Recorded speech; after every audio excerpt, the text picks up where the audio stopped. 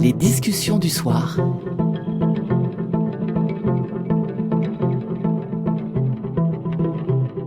Les discussions du soir, Antoine Garapon.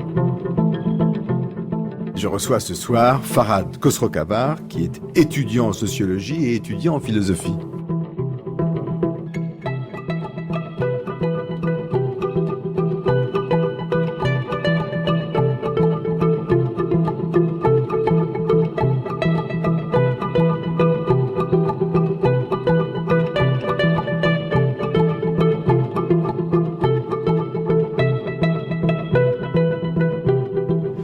Bonsoir Farhad Khosrow-Khabar. Bonsoir Antoine Garapon. Alors, merci d'avoir accepté cette discussion qui va porter sur beaucoup de choses et notamment sur la radicalisation. La radicalisation, c'est une notion sociologique, ça, la radicalisation ? Non, c'est une notion d'origine policière. C'est surtout après le 11 septembre 2001, aux États-Unis, à New York, les tours jumelles, et puis à Pentagone, que cette notion a eu droit de citer, si tu veux, sur le plan sociologique et anthropologique. Donc l'origine est, disons, sécuritaire. Mais maintenant, on sait bien qu'il faut façonner cette notion pour que ça entre dans le cadre des sciences sociales, parce que nous ne sommes pas maîtres des notions maintenant qui nous sont imposées plus ou moins par l'actualité des sociologues. Ça plaît pas beaucoup aux sociologues en général qu'on leur impose des catégories, surtout que les précédentes catégories, c'est des catégories qu'on a mis longtemps à forger, classe sociale, je pense à toute la nosographie psychiatrique, sur les maladies mentales, etc. Et là, nous avons un terme qui vient du milieu sécuritaire. Et c'est pas le seul. Par exemple, il y a des notions aussi comme terrorisme, islamophobie, antisémitisme.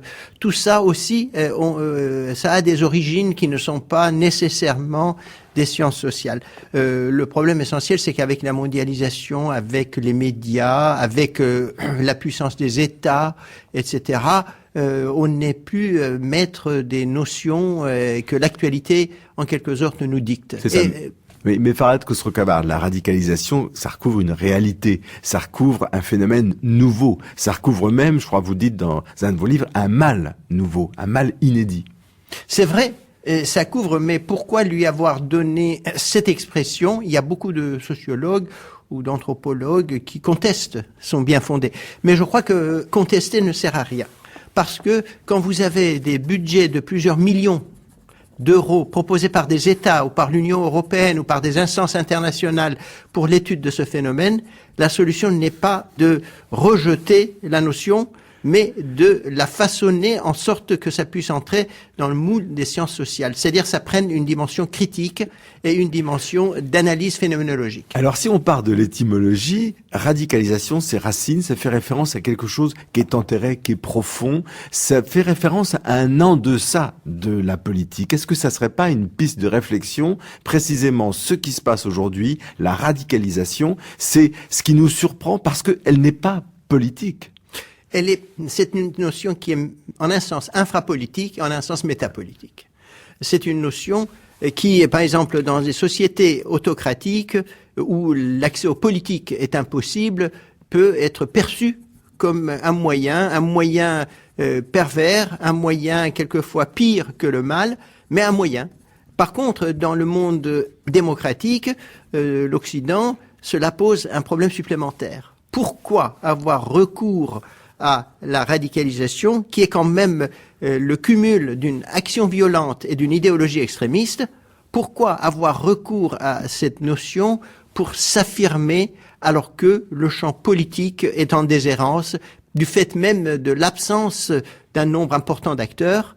Pourquoi ne pas avoir recours à des moyens que les institutions démocratiques, en théorie du moins, mettraient à la disposition des uns et des autres? Parce qu'il n'y a plus de lecture politique du monde, parce qu'il n'y a pas de lecture, les dominants, les dominés, les exploitants, les exploités, et même la mondialisation n'a pas trouvé son cadre idéologique de compréhension. Exactement. Et là, en France, Antoine Garapon, c'est vrai qu'il y a une sorte d'étillage du politique. On a l'impression qu'on est dans un monde où le politique a perdu de sa pertinence. Il y a plusieurs, utopies fondamentales qui ont façonné l'Occident et en particulier la France qui sont en crise majeure. D'abord, l'utopie, on pourrait dire, de société sans classe. L'utopie de la société sans classe qui a animé quand même pas mal de débats au XIXe siècle et une bonne partie du XXe siècle et à laquelle plus personne ne croit. Une société sans classe ne peut pas être produite dans la réalité et surtout, ça ne peut même pas être vécu comme étant un idéal prolongé dans un avenir indéterminé. Il y a aussi il y a plus d'avenir, il y a l'eschatologie, il y a plus d'avenir, c'est un avenir trop lointain. Exactement. D'ailleurs, l'eschatologie islamiste radicale, c'est en un sens la dimension pathologique de cette absence d'un avenir qu'on puisse construire ensemble dans une société démocratique et où le consensus prévaudrait sur la violence. Mais Farhad Khosrow-Khavar, est-ce que ça n'a pas été remplacé par une opposition nord-sud? Il y a un petit côté nord-sud dans le ex-colonisateur, ex-colonisé. Est-ce qu'il n'y a pas un ressac de l'histoire, même s'il n'est pas assumé en tant que tel par les djihadistes? En fait, il y a une dimension nord-sud, mais qui est aussi très diluée. Je veux dire, quand on voit, par exemple, des Américains convertis qui deviennent djihadistes, on est en droit de se demander où est le Sud dedans. C'est une sorte d'identification à un Sud imaginaire. Ou bien, par exemple, des jeunes de banlieue en France qui se réclament de cette idéologie djihadiste, on peut dire qu'ils sont exclus, qu'ils sont dans une situation d'infériorité, de stigmatisation, mais en même temps, on ne peut pas dire qu'ils sont dans la misère profonde, on ne peut pas dire qu'ils représentent le Sud. Ils sont en eux-mêmes une figure mondialisée. Je pense à ce Yéménite qui en fait a grandi aux États-Unis, qui est Anwar al-Awlaki. Exactement. Bon. Et qui est à la fois autant américain que yéménite, et qui d'ailleurs, à vous lire, est plus à l'aise en anglais, et plus à l'aise dans la culture américaine que dans la culture yéménite. Exactement. Et il a été tué par les drones américains en 2011. Mais il a eu une influence énorme puisqu'il a lancé en anglais la revue Insight, qui était la revue djihadiste de Al-Qaïda, mais en anglais. Et cette revue, sur Internet, a convaincu beaucoup de jeunes américains, quelquefois d'origine musulmane, d'autres fois d'origine non musulmane, à aller rejoindre Al-Qaïda. Parce qu'ils ont tous les codes culturels, parce qu'ils ont les codes culturels des peuples auxquels ils s'adressent, des catégories auxquelles ils s'adressent, et notamment, on est frappé de voir sur Internet, c'est extrêmement bien fait, la propagande djihadiste est extraordinairement bien faite. Tout à fait. Mais en même temps, on est en droit de se poser la question, pourquoi, de ce côté-là, ce principe d'identification? S'il y avait une utopie en France ou dans nombre de sociétés occidentales, les jeunes ne s'identifieraient pas aussi aisément à une vision, à une idéologie aussi régressive et répressive, surtout les jeunes filles, par exemple. Oui. C'est quand même extraordinaire de voir cette espèce de fascination face à cette idéologie, et cette fascination ne peut se comprendre que sur la base de cette vacuité ressentie par ces jeunes dans des sociétés occidentales où il n'y a plus de promesses de bonheur, en quelque sorte, projetées dans l'avenir. Pour vous, Farhad Khosrow-Khavar, une jeune fille, je prends un exemple très précis, une jeune fille d'une famille catholique, plutôt d'un quartier favorisé de Paris, qui part en Syrie. Pourquoi part-elle en Syrie? Parce que, précisément, elle pense d'abord en termes pseudo-humanitaires ou proto-humanitaires. Il faut aller aider les autres et le monde ne fait rien pour la souffrance du peuple syrien. Et ce sont des jeunes filles qui, d'habitude, se convertissent, mais alors se convertissent en un clin d'œil, en une semaine ou deux, 3 semaines. Et bref, il y a quand même un côté tout à fait affectivisé de cette conversion, mais il y a aussi l'idée d'une fatigue par rapport à ce qu'on pourrait appeler toutes les utopies mobilisatrices. Et là, en premier lieu, si vous voulez, pour les jeunes filles, c'est le féminisme. Oui. Le féminisme, elles en ont marre du féminisme. Elles en ont marre du féminisme et ne comprennent pas les luttes féministes qui ont ouvert la perspective aux jeunes femmes, aux jeunes filles comme elles, d'avoir accès à l'espace public, d'avoir accès à un travail, même s'il y a encore des choses à faire. Elles ne comprennent pas, et c'est peut-être le propre d'une époque, toute l'histoire condensée dans cette liberté des mœurs que nous avons. Tout à fait. Et finalement, ce sont des acquis de lutte, de siècles, de maturation lente, et on a l'impression que chez certains djihadistes, il y a une sorte de colère contre les mœurs démocratiques. il y a une colère contre les mœurs démocratiques parce que, si vous voulez, c'est un peu l'anti-mai 68. Mai 68 était fondé sur la remise en cause du patriarcat, la remise en cause d'une logique de guerre promue par l'État. On disait faites l'amour, ne faites pas la guerre. Et maintenant, c'est exactement l'inverse.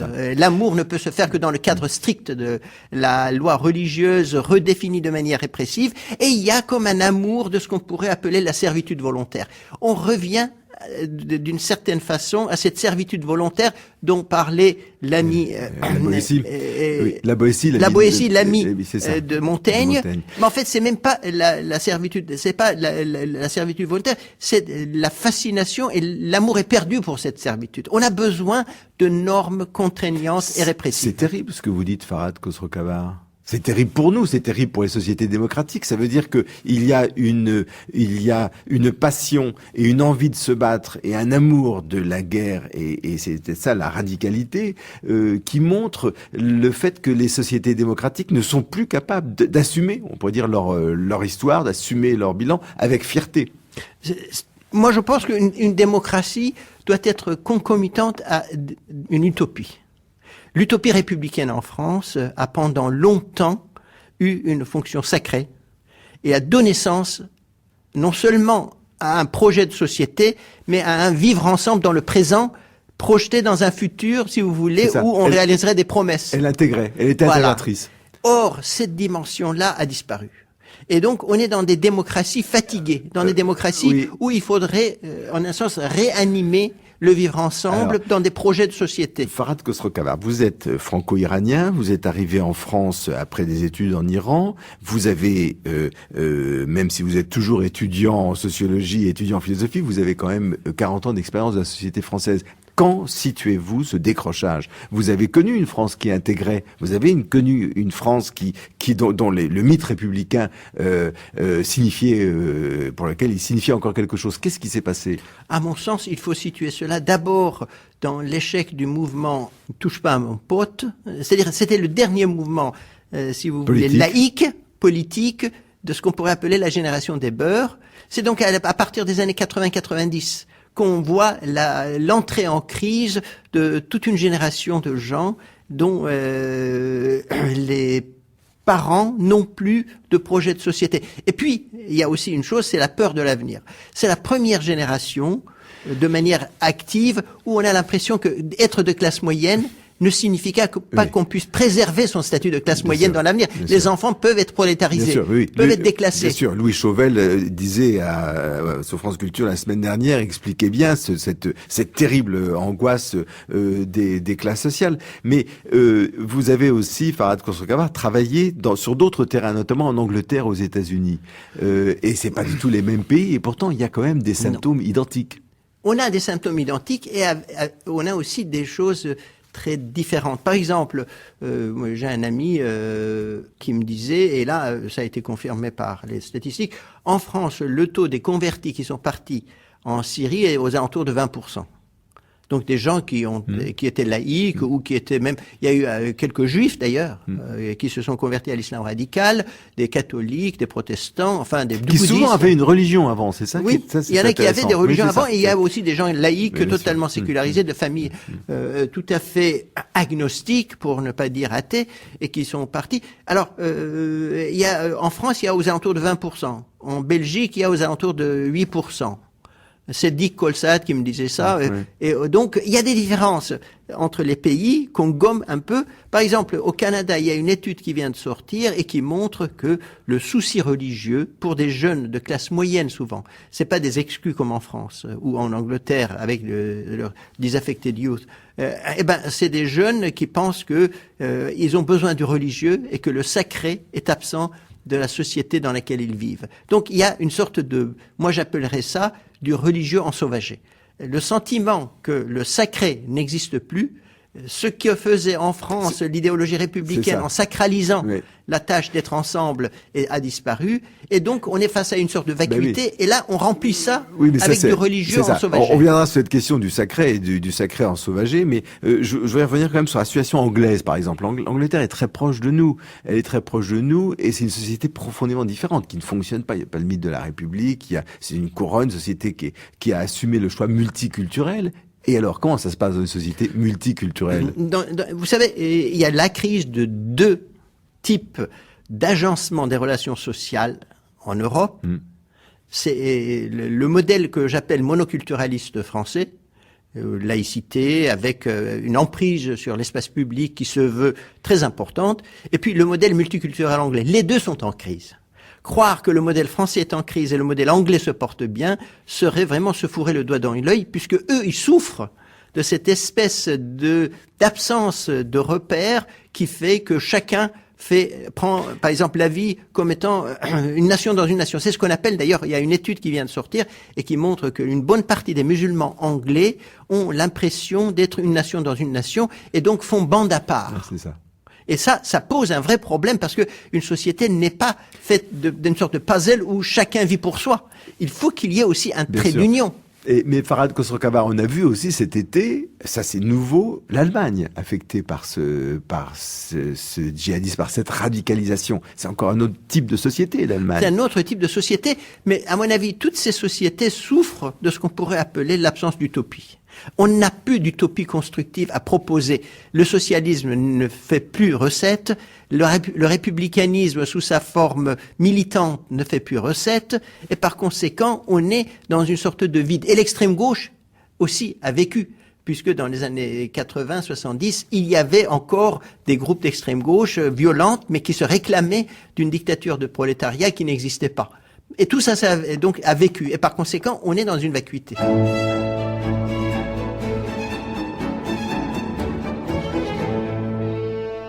Les auditeurs auront reconnu Inflammatus et Incensus, qui est tiré du célèbre Stabat Mater de Pergolèse. Vous avez choisi, Farhad Khosrow-Khavar, de la musique sacrée. Moi, je crois que dans un monde désacralisé, le sacré musical nous apporte un message de bonheur. Et moi, là, je suis schopenhauerien, à savoir, ce qui est le plus proche de l'absolu, c'est finalement la musique. Moi, je crois que je suis sensible à la peinture et aux autres arts, mais la musique me transit de manière absolue. Et là, je suis anti-hegelien qui pensait que c'était pas la musique qui était au summum des arts, mais que c'était en un sens la philosophie. Oui, mais alors, c'est pas n'importe quelle musique, c'est une musique qui transporte, c'est une musique qui nous transportait vers l'utopie avec un U majuscule, c'est-à-dire vers cette préfiguration du divin. C'est ça qui manquerait à nos sociétés, alors? Moi, je pense que on est dans des sociétés hyper sécularisées et que cette hyper sécularisation qui a été concomitante à la sacralisation finalement du vivre ensemble par l'utopie républicaine en France, eh ben ça a vécu.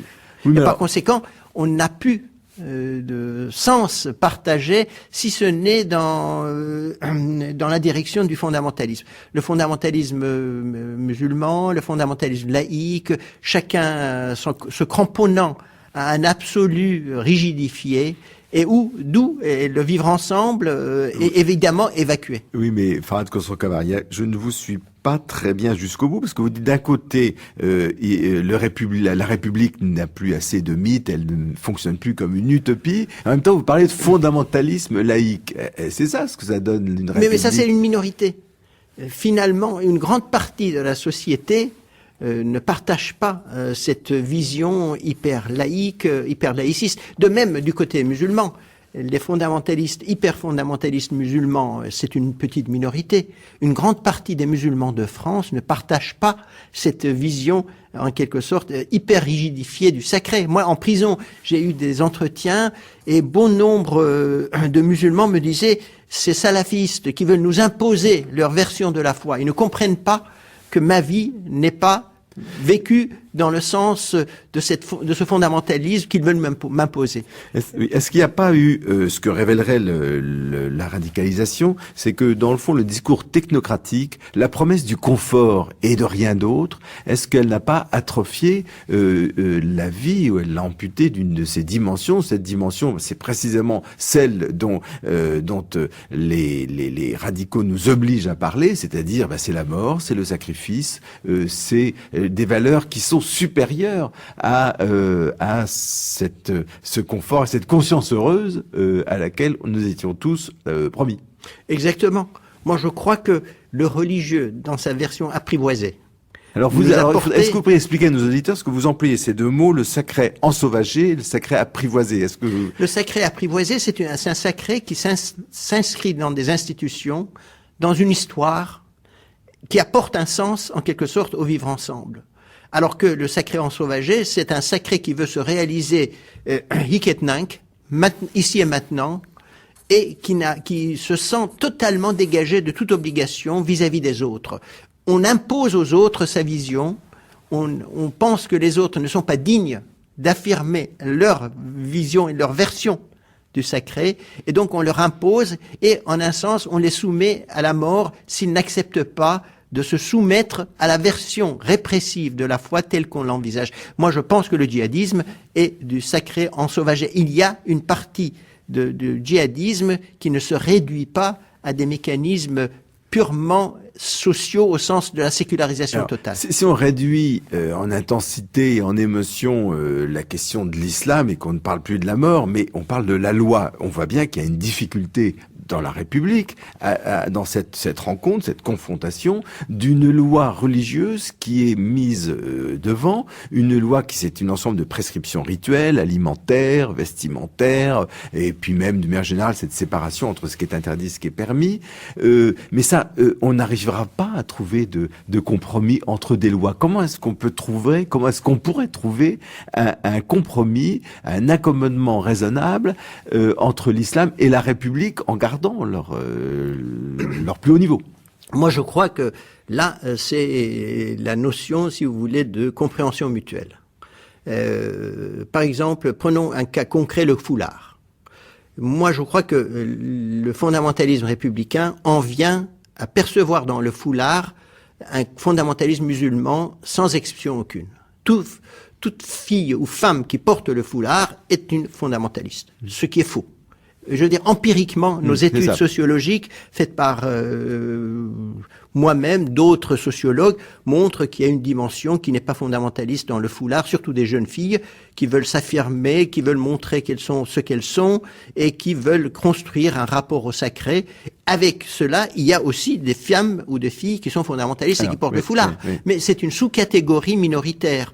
Mais alors, comment dépasser cette À mon avis, fixation? la République devrait accepter le foulard qui n'est pas prosélyte, le foulard qui est neutre, de même que les jeunes femmes et les filles qui portent le foulard devraient accepter que ce foulard ne doit être rien d'autre que l'expression de leur rapport à Dieu et non pas un prosélytisme qui voudrait en quelque sorte imposer aux autres ses propres normes. Est-ce qu'il n'y a pas une évolution ou une transformation de l'islam qui est celui des salafistes vers un islam plus mystique? C'est-à-dire qu'on a l'impression que les religions peuvent communiquer entre elles par la mystique, par les idées, par les représentations et non pas par les prescriptions rituelles.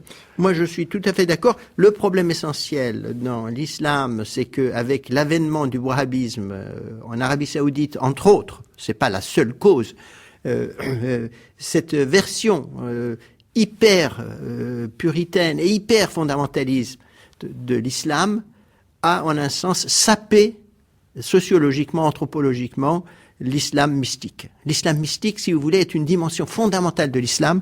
Une grande partie de la richesse de l'islam vient de Irfan, de la mystique, et l'islamisme fondamentalisme et salafiste actuellement ont cassé cet islam en le déclarant illégitime, en le déclarant hérétique. Par conséquent, le retour à l'islam mystique, à mon avis, c'est une manière de renouer le dialogue, non seulement avec la République, mais aussi avec le christianisme, avec le judaïsme, avec le bouddhisme. Bref, c'est là que se trouve l'une des clés en quelque ça. sorte, Pour apprivoiser, d'un vivre c'est ensemble ça. Oui. et d'une religiosité apprivoisée qui puisse répondre en quelque sorte aux exigences profondes de l'homme, tout en acceptant des normes républicaines qui sont, qu'on le veuille ou non, des normes démocratiquement consenties, donc qui sont l'expression de ce qu'on pourrait appeler du peuple français.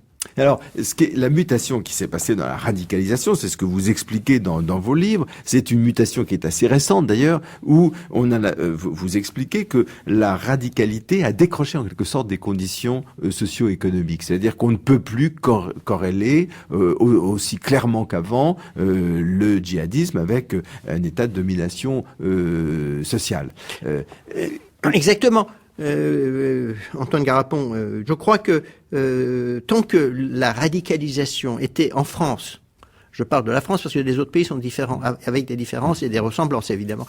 Alors en France, une bonne partie de la radicalisation a été le fait des jeunes de banlieue. Oui. Donc il y avait l'exclusion sociale, il y avait la stigmatisation, etc. Or, à partir de 2013, ce à quoi on assiste, c'est que il y a une proportion importante de jeunes de classe moyenne, et parmi eux des convertis, qui ne sont pas dominés au sens où on pourrait parler de la domination. Et qui parfois ont même des bons métiers. Qui ont des bons métiers, et quelquefois ils sont totalement intégrés.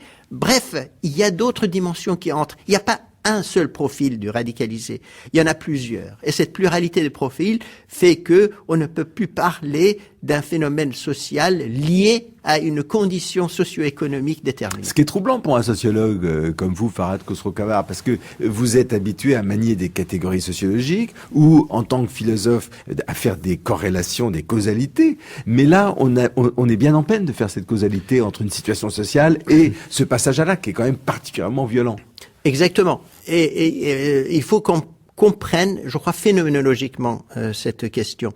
C'est-à-dire essayer de construire l'intentionnalité de ces acteurs, de ces jeunes, dans leur passage à la radicalisation. C'est comme ça qu'on arrivera à une compréhension de ce phénomène, et non pas par des catégories toutes faites. Oui. C'est-à-dire, par exemple, un jeune de classe moyenne, mettons une jeune fille, quelquefois adolescente ou post-adolescente, qui passe à l'acte et qui veut partir en Syrie. Il y en a qui sont partis, il y en a qu'on a empêché heureusement de partir.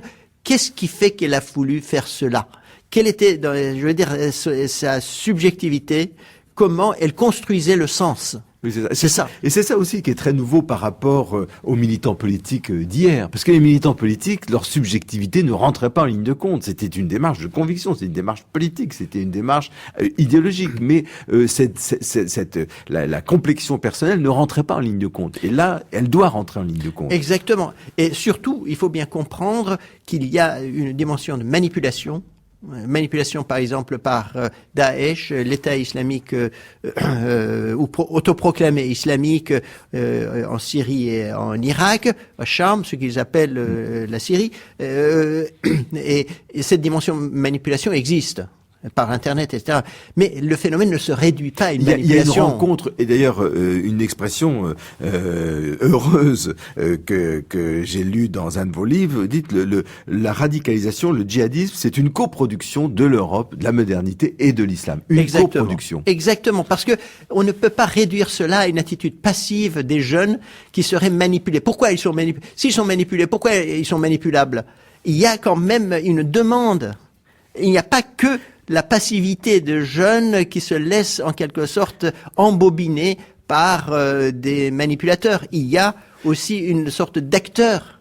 C'est ça. D'acteur répressif qui se met en branle. Farhad Khosrow-Khavar, il y a aussi une coproduction d'une psyché individuelle et d'un mouvement politique. Il y a à la fois une dimension géopolitique avec Daesh et à la fois une crise de la conscience démocratique dans nos propres sociétés. Tout à fait. C'est pour cette raison que réduire cela aux méfaits de Daesh serait méconnaître le mal démocratique. C'est une démocratie, si vous voulez, qui formellement est là, mais dont le contenu en tant que vocation, en tant qu'identification, en tant que principe d'identification, en tant que projection de soi sur cet avenir partagé dans un vivre ensemble plus ou moins harmonieux a disparu. Mais alors comment est-ce qu'on va s'y prendre pour, je pense au programme de déradicalisation, mais bien au-delà, comment on va s'y prendre pour dépasser cette crise des sociétés démocratiques qui s'exprime sous forme de radicalisation? Il y a l'action extérieure de la France, de l'armée, les bombardements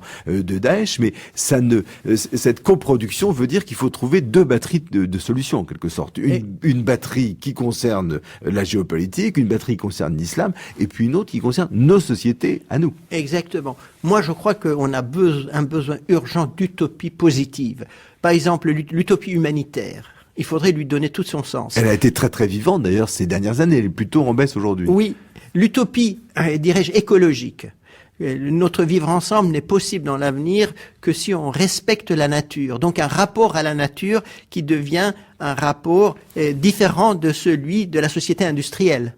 L'utopie liée à ce qu'on pourrait appeler le religieux mystique. Il faut redonner sens au religieux. Si vous voulez, la laïcité triomphante, de même dans d'autres sociétés européennes, l'équivalent de ce phénomène, on réduit le religieux à n'être que dans la sphère privée. Il faut déprivatiser le religieux dans un sens apprivoisé. Il faut que le religieux puisse parler en France sans qu'on soit taxé de ringardise, sans qu'on soit taxé d'être, si vous voulez, un attardé mental, pour qu'on puisse aussi se servir du religieux pour refaçonner le monde et donner un sens à notre vivre ensemble. À notre vivre ensemble et puis à notre mort, parce que je rappelle à nos auditeurs que vous avez beaucoup travaillé sur la mort et l'islam. Vous avez travaillé, c'était en Iran d'ailleurs, à propos des jeunes garçons qui allaient au martyr. Il y a cette dimension du martyr aussi. Il y a cette dimension du sacrifice qui est un faux sacrifice, qui est une mort agressive. Mais il y a aussi cette lancinante question de la mort qui est posée par la radicalisation. Et alors comment est-ce qu'une société comme la nôtre, fondée sur le déni de la mort, peut réapprivoiser, pour reprendre votre expression, Farhad Khosrow-Khamar, la question de la mort?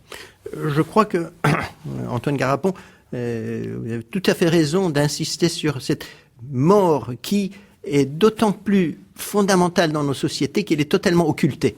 Plus on vit longtemps et plus on a peur de la mort.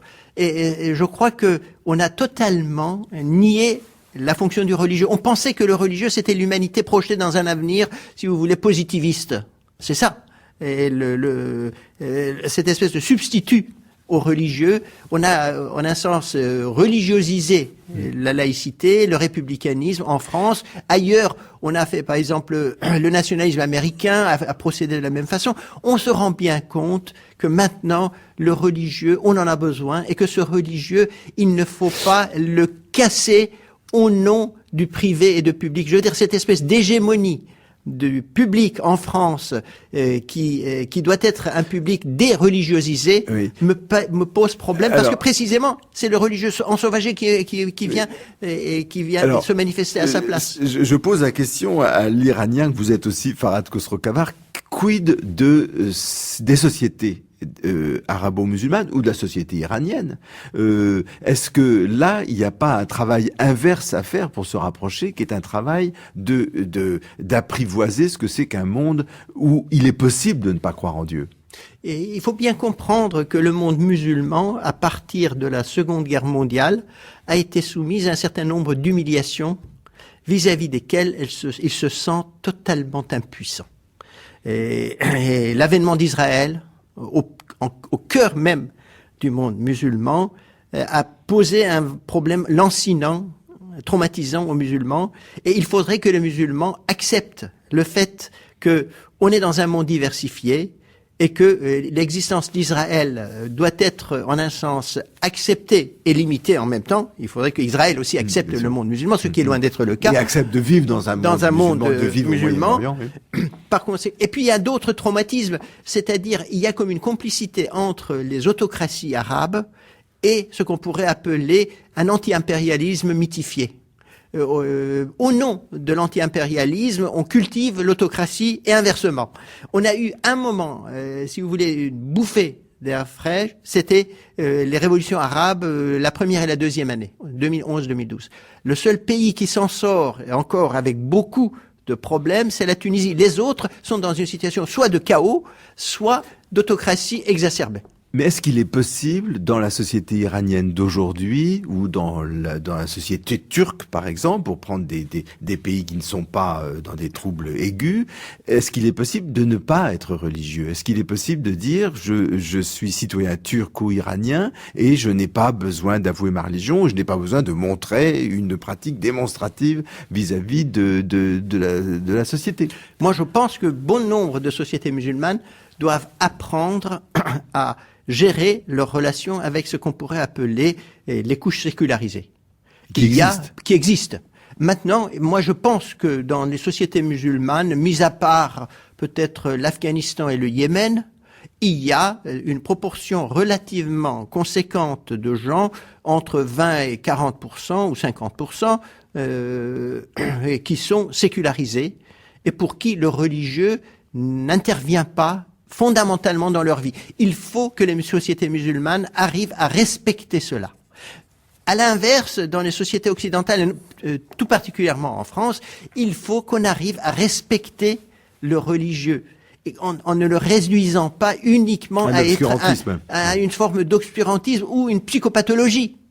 Il faut, je pense, que le malaise des sociétés musulmanes est en un sens en symétrie inversée par rapport au malaise français. Et en même temps, nos sociétés sont de plus en plus proches. Elles le sont nécessairement par la mondialisation, par la question des migrants, par la géopolitique, par le bassin méditerranéen. En même temps, on voit bien que cette logique de mondialisation fondée sur un libéralisme dépourvu de promesses éthiques, ne suffit pas. Je veux dire, ça crée finalement des sociétés qui sont de plus en plus convergentes pour ce qui est des structures économiques et de plus en plus étrangères les unes aux autres pour ce qui est de leur quête du sens. Il faudrait qu'il y ait autre chose que cette logique purement économique et répressive et qui crée des distances entre les classes sociales qui sont de plus en plus importantes. Lisez, par exemple, cet économiste qui a eu un grand succès aux États-Unis, cet économiste français Thomas Piketty, qui le montre parfaitement. Alors revenons pour terminer sur nos djihadistes en France. Que faire? Est-ce que c'est une génération sacrifiée? Est-ce qu'il faut essayer de travailler les générations ultérieures? Est-ce que c'est par une réforme d'ordre économique et social? Comment faire aujourd'hui, dans la France de 2016, pour avoir porté un peu d'espoir dans ce travail de lutte contre la radicalisation? Il y a d'abord ce qu'on pourrait appeler des mesures, des mesures topiques. Il faut des mesures concrètes. Il y a plusieurs centaines de Français et de Françaises qui sont partis et dont une partie est revenue et dont il faut s'occuper. On ne peut pas les laisser dans la nature. On ne peut pas s'occuper autrement qu'en les mettant en prison? Précisément non. La prison est la pire des solutions. Moi, dans ce livre, j'essaie de montrer que la prison n'est pas une solution. C'est finalement décaler la solution dans un avenir, une fois que l'individu sort de la prison. Le problème sera intact. Et sera intact et même aggravé, souvent. Par conséquent, il faut s'inspirer, par exemple, de ce que font les Danois, sans vouloir les imiter totalement. Que font-ils, les Danois? C'est la solution un peu plus gentille. Si des jeunes sont partis et qu'ils n'ont pas commis de crime avéré, on peut les prendre en charge s'ils acceptent de jouer le jeu pour avoir des séances de déradicalisation, etc., si possible en dehors de la prison et non pas en sein de la prison. C'est ça. Parce qu'en France on cherche à les regrouper. Est-ce que si mes souvenirs sont bons, les Danois font un travail beaucoup plus proche de l'individu, le mentorisme. Ils trouvent des mentors pour faire, parce que comme vous nous disiez que les raisons sont à chercher dans une psyché individuelle, les solutions sont aussi à chercher dans une psyché individuelle. Et donc par une prise en charge très individualisée des jeunes. Seulement, il y a une différence majeure entre la France et le Danemark, c'est que les Danois n'ont pas souffert, si vous voulez, d'attentats terroristes qui ont fait quand même 250 morts en France, aux alentours de 250 morts. Il y a eu quand même le 13 novembre, avec plus de 130 morts. On a eu l'attentat par à mon avis, mentalement déséquilibré, dont les motivations djihadistes ne sont pas très claires, à Nice.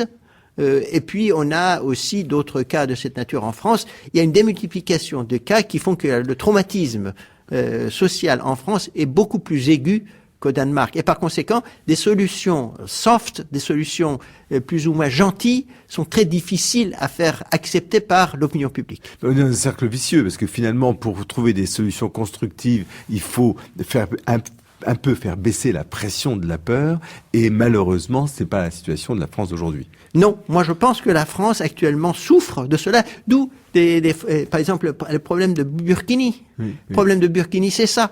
Finalement, ce traumatisme s'exprime par ce biais-là. Voilà, on nous a tués, et maintenant vous faites encore montre de ce qu'on pourrait appeler d'un exhibitionnisme islamiste fondamentaliste, alors que le Burkini en soi n'est pas fondamentaliste. Ça peut être, il y a quelques cas, mais l'écrasante majorité des cas ne sont pas fondamentalistes. C'est une façon de s'exprimer soi-même. D'ailleurs, des femmes qui n'allaient pas à la mer, maintenant, par le biais de Burkini, vont à la mer. Et donc, c'est un pas vers une bonne chose en soi. Ouais, mais c'est très difficile de faire entendre cela à une grande partie de l'opinion publique qui est en désarroi. C'est ça. Alors, espérons qu'on retrouvera suffisamment de sérénité pour pouvoir poser ces bonnes questions et apporter des bonnes réponses, Farhad Khosrow-Khabar. Tout à fait, Antoine Garapon. Moi, personnellement, je crois sincèrement en la capacité de la société française à surmonter ce traumatisme et à réfléchir ensemble avec les musulmans et les non-musulmans dans des solutions qui puissent être construites ensemble. Ça, par exemple, je pense aussi qu'il y a deux groupes sociaux qui doivent coopérer pour construire ensemble le vivre ensemble heureux de la République, à savoir les Juifs et les musulmans. Il faudrait qu'ils surmontent aussi leur regard en chien de faïence les uns vis-à-vis des autres, et qu'ils puissent faire cela. Moi, je travaille avec Michel Vievorka sur un livre qui part de ce constat d'antagonisme entre Juifs et musulmans français. Et nous prônons une forme de situation de fraternité partagée au bout d'une certaine trajectoire. Merci Farhad Khosrow-Khabar. Merci Antoine Garapon.